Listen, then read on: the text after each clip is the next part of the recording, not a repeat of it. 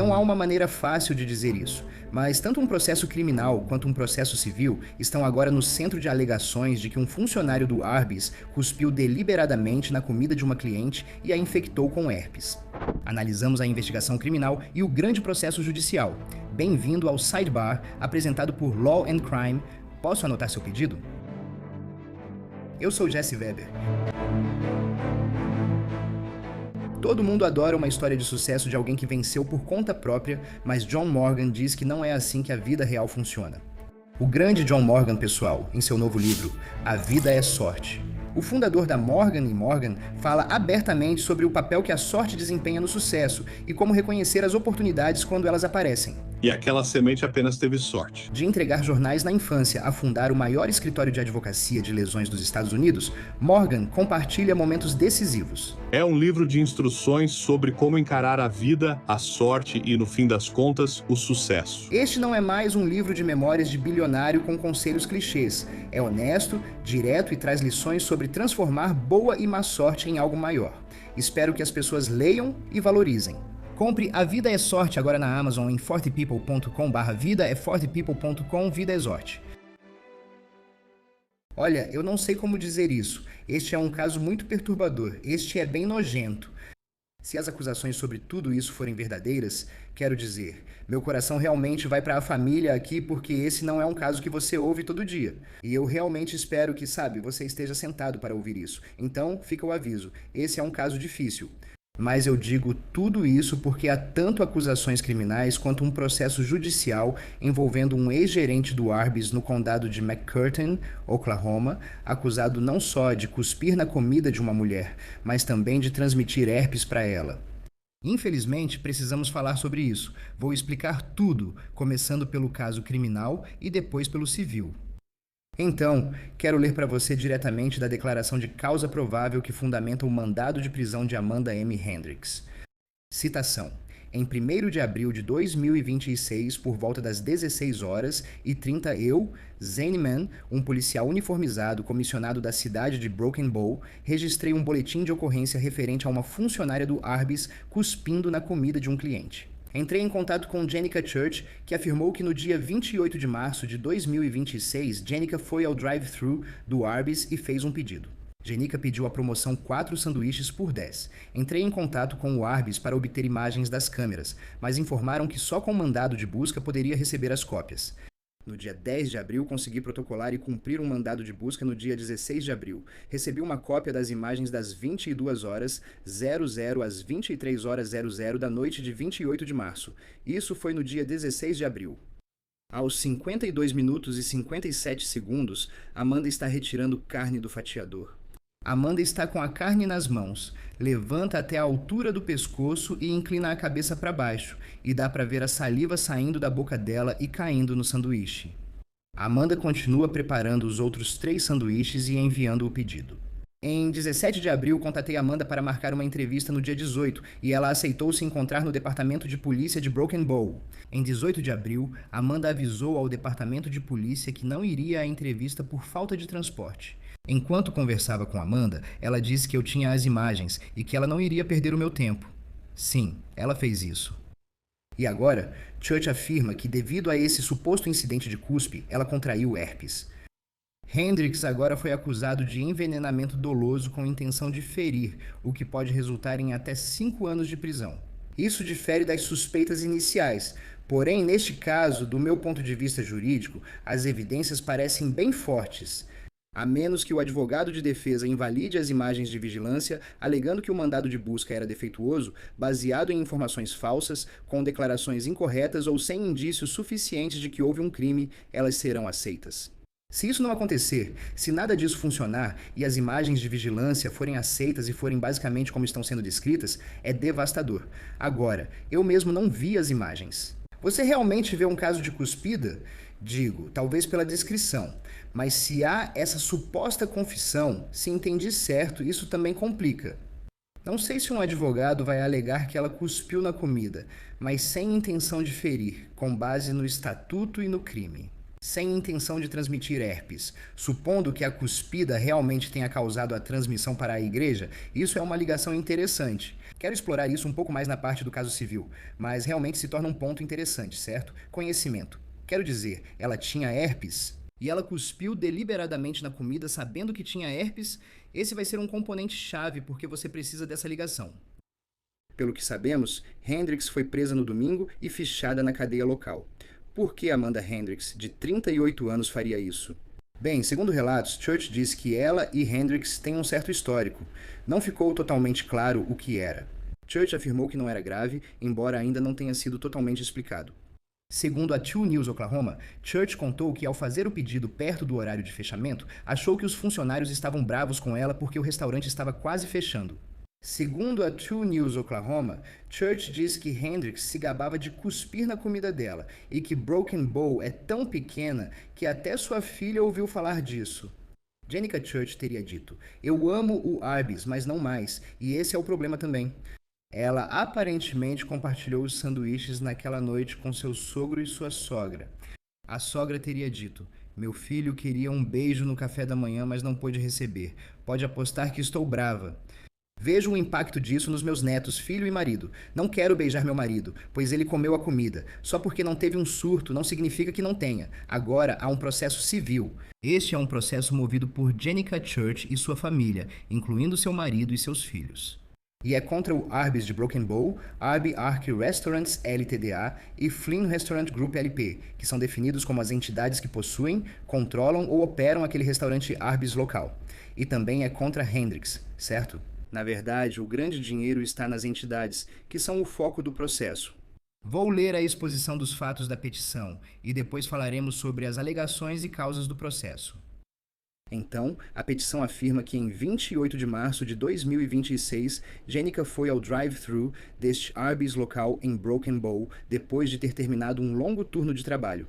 Reportagens locais sugerem que ela estava trabalhando como bartender. Ela foi buscar a comida, e a petição afirma que Hendricks era um funcionário. Ela era responsável por preparar a comida. Veja, é isso que liga a responsabilidade à empresa, certo? Um funcionário supostamente comete um ato ilícito enquanto exerce suas funções. E a petição alegou que Hendricks cuspiu na comida de forma intencional e deliberada. Então eles estão dizendo que isso não foi um acidente, certo? Nada disso, foi intencional, deliberado. Além disso, a petição afirma que Hendricks sabia que tinha herpes. HSV. Como? A petição afirma que, na ocasião, Hendricks estava com surto de herpes e lesões visíveis e teria contaminado a comida com o vírus. A petição também citou as imagens de vigilância que mencionei. Mas aqui está o que supostamente aconteceu depois que a comida foi preparada e entregue. Vou ler para você literalmente. Abre aspas. A autora Jenica Church comeu um sanduíche do pedido enquanto saía do estacionamento. A autora Jenica Church então dirigiu para casa. Ao chegar em casa, Jenica Church dividiu o resto da comida do Arby's com Stephen Dollarhide e sua mãe. O autor Stephen Dollarhide consumiu comida do pedido contaminado. A mãe de Stephen Dollarhide, que estava sob cuidados paliativos, também consumiu comida do pedido contaminado. Nenhum autor sabia que a comida estava contaminada com saliva infectada pelo HSV-1 do réu Hendricks. Nenhum autor que consumiu a comida consentiu em ingerir alimentos contaminados com fluidos corporais ou saliva infectada pelo HSV-1A. Antes de 28 de março de 2026, a autora Jenica Church não tinha HSV. Antes do incidente, a autora Jenica Church nunca havia testado positivo para HSV-1. Antes do incidente, a autora Jenica Church nunca teve sintomas de HSV-1 como feridas, lesões ou surtos de herpes oral. Antes do incidente, a autora Jenica Church não tinha histórico de infecção por HSV-1. O texto segue. Após consumir o alimento contaminado em 28 de março de 2026, a autora Jenica Church apresentou sintomas de infecção por HSV. A autora Jenica Church desenvolveu uma lesão ou ferida de herpes no lábio após consumir o alimento contaminado. A autora Jenica Church procurou avaliação e tratamento médico com o Dr. Heron. A autora Jenica Church foi testada para HSV-1A. A autora Jenica Church testou positivo para HSV-1 após o incidente. O diagnóstico de HSV-1 foi confirmado por meio de exames médicos. A autora Jenica Church obteve medicação na farmácia Palace para tratar a infecção por HSV-1A. Desde que contraiu o HSV-1 devido ao alimento contaminado, a autora Jenica Church tem apresentado múltiplos surtos documentados de herpes oral.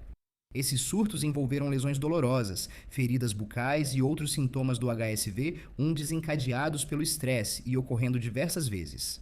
Cada surto causa à autora Jenica Church dor física, desconforto e lesões visíveis. HSV-1 é um vírus incurável que permanecerá no corpo da autora Jenica Church pelo resto da vida dela. Há várias coisas que precisamos estabelecer aqui. Então, antes de tudo, isso estabelece ou tenta estabelecer a conexão entre o alimento contaminado e o herpes, certo? Porque o advogado de defesa atacaria isso. Como saber se você não pegou herpes de outra fonte ou pessoa? Isso vai envolver um exame da vida da Jenica, do estilo de vida dela e do histórico médico dela. Se ela puder confirmar o diagnóstico e o tratamento, e parece que isso pode estar documentado, especialmente porque você leu essa petição inicial e ela tem os nomes detalhados, locais e endereços dos prestadores de serviços médicos, isso vai ser uma parte fundamental desse caso. Essa será uma prova essencial para documentar isso. Mas, novamente, ela vai ter que provar que nunca teve isso no passado e que não existe outra causa que se aplique. Mas também, poxa, isso estabelece o componente de dano que é necessário em ações civis, certo? Quero dizer, uma das coisas que você precisa provar é qual foi o seu dano, o que você sofreu, o que foi feito com você. Tão importante para o cálculo dos danos. E eu tenho que dizer, será que isso vai ser difícil para o júri entender? Você diz a um júri que alguém cuspiu na sua comida e te passou herpes. Acredito que vão entender e valorizar o trauma, mas ainda é preciso provar o caso. Quanto ao dano, penso que está claro. Vai ser fácil de avaliar. Mesmo sem considerar o herpes, a simples alegação de que alguém cuspiu na sua comida já é nojento o bastante para justificar indenização. Novamente, essas são apenas alegações, mas deixe-me explicar melhor. A petição inicial diz, abre aspas, a autora Jenica Church continuará a ter surtos periódicos de HSV-1 pelo resto da vida. Desde que contraiu o HSV-1, a autora Jenica Church tem sofrido com um medo debilitante e ansiedade sobre transmitir o vírus para seus familiares, filhos e amigos. A autora Jenica Church vive com medo constante de transmitir HSV-1 para seu marido, Jason Dolarhyde. A autora Jenica Church vive com medo constante de transmitir HSV-1 para seus filhos menores, SJMD e GAMGEMD. A autora Jenica Church vive com medo constante de transmitir HSV-1 para outros membros da família e amigos. Esse medo e ansiedade tomaram conta da vida da autora Jenica Church. Por medo e ansiedade, Jenica Church evitou contato físico com seus entes queridos, até beijar e abraçar os filhos. O medo e a ansiedade fizeram com que a autora Jenica Church evitasse o contato íntimo com seu marido. O medo e a ansiedade afetaram muito a qualidade de vida de Jenica Church e a capacidade de desfrutar de relações familiares normais. O medo e a ansiedade causaram à autora Jenica Church intenso sofrimento emocional e psicológico. A autora Jenica Church precisou e seguirá precisando de tratamento, aconselhamento e terapia para lidar com efeitos físicos e psicológicos da infecção por HSV-1. E o suposto dano sofrido por Stephen também está descrito na queixa. A partir daí, a queixa afirma que Patrícia contatou as empresas, réus no caso, e que um representante disse: "Vamos revisar as imagens das câmeras de segurança." A queixa afirma que o representante não fez isso nem retornou para Patrícia, embora aparentemente tenha havido um contato de acompanhamento, segundo a reclamação. O representante supostamente mentiu a Patrícia sobre ter visto o vídeo e disse que a comida estava segura e sem contaminação. A queixa afirma que isso visava evitar a responsabilidade e impedir que a família prosseguisse legalmente. Além disso, alega-se que representantes ligaram várias vezes para a autora oferecendo dinheiro limitado, como sanduíches grátis e $5, para que ela não prosseguisse. Isso teria sido uma conduta imprudente e intencional, caracterizando assédio. Mas como provar o conteúdo dessa conversa? Não vai ser uma conversa gravada, a menos que, sei lá, talvez tenha sido em uma linha gravada. Sabe, quando você liga para alguém, eles ligam para uma empresa, dizem que está em uma linha gravada. Talvez. Não sei se algo foi registrado em um e-mail. Se for só uma ligação telefônica sem gravação, provavelmente haverá versões diferentes da conversa. Mas, novamente, o foco é o dano e os prejuízos. Alegam ter sofrido sofrimento emocional intenso, ansiedade, angústia mental, lesão psicológica e perda de consórcio. Essa é uma interessante que foi colocada aí, onde você perde alguns benefícios de um relacionamento por causa de um dano ocorrido. Vou entrar um pouco mais nesse assunto. Veja, a forma de responsabilizar as empresas é que as entidades falharam ao inspecionar os alimentos. Elas falharam em fazer verificações de antecedentes adequadas, falharam em fornecer treinamento adequado, falharam em disciplinar ou demitir Hendricks. que elas não estabeleceram políticas ou procedimentos para evitar que algo assim acontecesse, contaminação, suposta contaminação, e que foram essas falhas que causaram o que aconteceu. Do ponto de vista legal, se um funcionário contamina intencionalmente a comida de um cliente, a empresa enfrenta problemas. O argumento contrário é que seguiram todos os procedimentos e não poderiam prever essa sua ação. Não havia razão para pensar que ela faria isso, assumindo que as acusações sejam verdadeiras. Imagino que se argumente que nunca fez isso antes, mas não há como provar. Apesar de parte da petição inicial afirmar que, com base em informações e crenças, a Rhea Hendrix agiu de forma imprudente ou intencional ao contaminar alimentos de clientes no Arby's. Segundo informações e crenças, a Rhea Hendrix segue um padrão de contaminar alimentos servidos aos clientes. Com base em informações e crenças, as réis sabiam ou deveriam saber da propensão da Rhea Hendrix em contaminar alimentos e não adotaram medidas para evitar isso. E também há esta parte, abre aspas, o ajuizamento de acusações criminais contra a Rhea Hendrix confirma a natureza intencional e criminosa de sua conduta.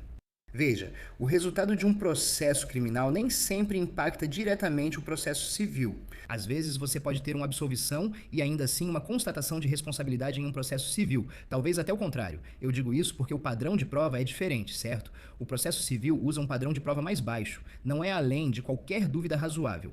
Normalmente é a preponderância das provas, ou seja, mais provável que algo tenha ocorrido.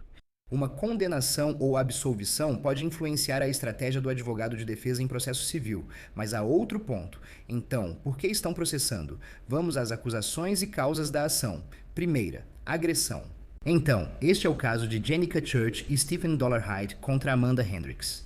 Então, o argumento aqui é que Hendrix causou contato prejudicial ou ofensivo a essas pessoas ao cuspir intencionalmente na comida delas. Essa é a alegação. Você sabia sobre o herpes? Eles não sabiam disso, nem consentiram. Sofreram lesões, angústia, medo, surtos, e há o elemento de causalidade típico de casos de danos pessoais. Que, como resultado da suposta agressão, Jenica e Stephen foram feridos ou prejudicados. Segunda acusação, imposição intencional de sofrimento emocional, novamente de Jenica Church e Stephen Dollarhide contra Amanda Hendrix.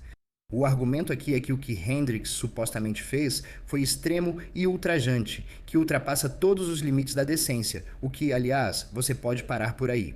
Se a alegação for verdadeira, cuspir na comida de alguém, transmitir herpes para a pessoa.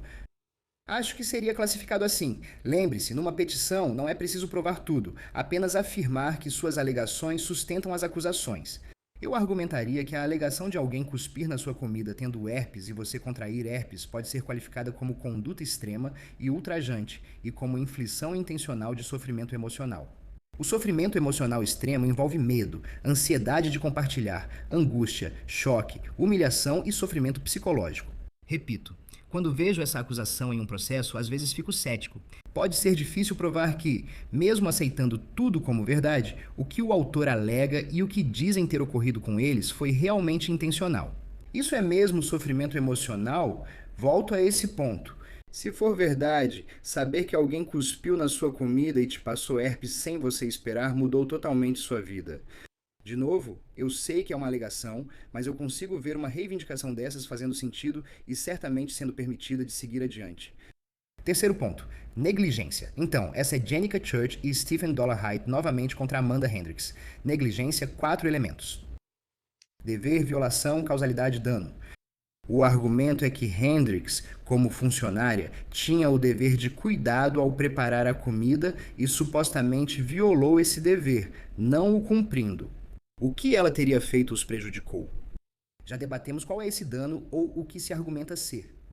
Quarta acusação, negligência per se. Então, novamente, Jenica Church e Stephen Dollarhide contra Hendrix. Um pouco diferente. Isso é quase uma negligência automática. O argumento seria que, supostamente, a infração penal, a alegação de que ela violou uma lei penal, significa que Hendrix cometeu negligência automática. Você é automaticamente considerado como tendo violado esse dever. É negligência por força de lei. Quinta acusação, responsabilidade por produto, responsabilidade objetiva. Jenica Church contra todas as entidades corporativas. Então aqui, o argumento é que a entidade vendeu produtos alimentícios, sanduíches, e esses produtos estavam defeituosos porque estavam contaminados, produtos que estavam sob o controle da entidade. É uma alegação interessante e significa que responsabilidade objetiva é quando você é automaticamente responsabilizado se houver um problema com o produto.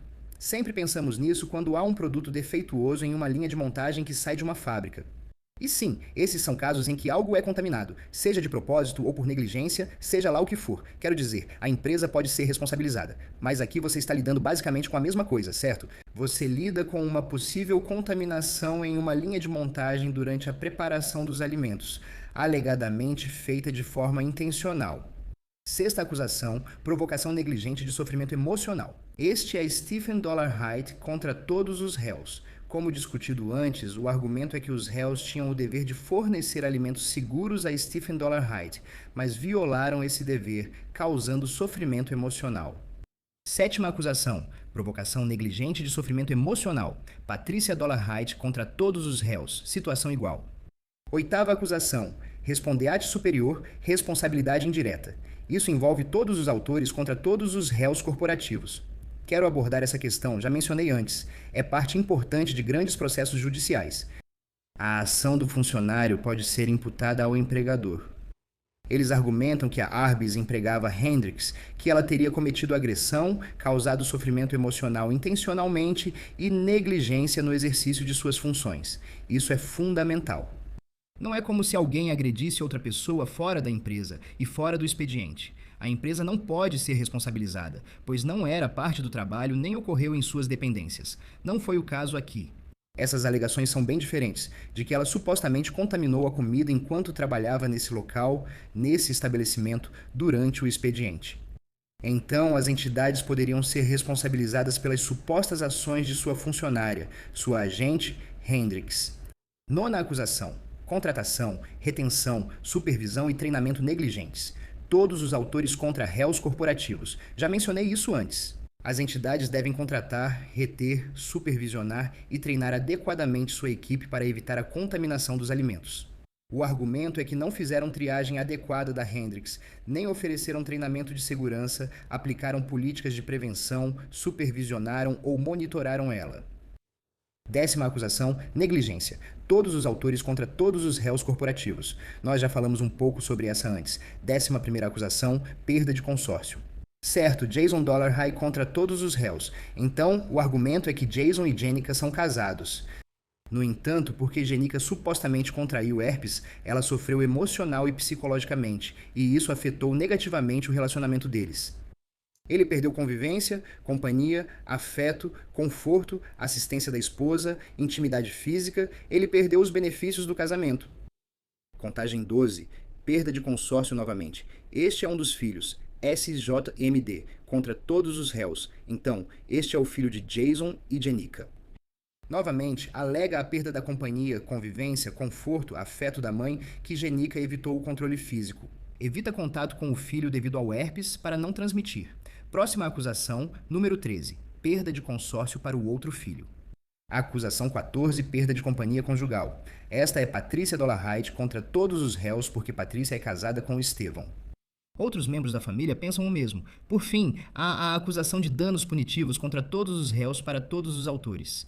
Danos punitivos, danos de punição, que a conduta do réu foi realmente ruim, intencional, imprudente, temerária, maliciosa, justificando uma concessão de danos punitivos. Isso não se trata apenas de uma suposta cuspida. É sobre não ter evitado isso e, em seguida, supostamente fazer uma oferta tão pequena que encobriria as alegações. Mais uma vez, Hendricks é acusado de conduta e comportamento supostamente extremos e ultrajantes. Danos punitivos, geralmente caros em casos tradicionais, são aplicados a condutas extremamente ruins e ultrajantes. Eles também buscam danos compensatórios. Esses são danos para te compensar totalmente. E isso é para perdas econômicas, como despesas médicas, para perdas não econômicas, como dor física e sofrimento, angústia mental, para perda de consórcio que mencionamos antes. E eles também estão pedindo um julgamento com júri. Agora, segundo a 2 News Oklahoma Church afirmou, Jenica, se eu sair para comer e notar alguém com algo grande no rosto, não quero que essa pessoa me sirva. Isso meio que entra na ideia de como nossa vida é diferente agora. O advogado da família, Will Blocker, afirmou, deixaram ir até a porta e agora minha cliente possui uma doença transmissível. Isso precisa ser uma cultura mais forte que a do Arby's em Broken Bow, Oklahoma. Talvez venha do grupo de restaurantes Flynn e suas 300 lojas. Eu não sei, mas nós vamos descobrir. Quando ouço isso, fico pensando, isso é uma ação coletiva? Vai ter mais pessoas na mesma situação que passaram pela mesma coisa? Eu não sei. Talvez sim, talvez não. Esse veículo procurou o Arbis para comentar, mas até o momento desta gravação não obteve resposta. Realmente um caso muito lamentável, para dizer o mínimo. Então, isso é tudo que temos para vocês agora aqui no Sidebar. Muito obrigado por nos acompanhar. Inscreva-se no YouTube, Apple Podcasts, Spotify ou onde ouvir podcasts. Também pode assistir no Peacock da NBC. Me siga no X, Instagram e no programa Jesse Weber Live na News Nation de segunda a sexta, 23h Leste. Até a próxima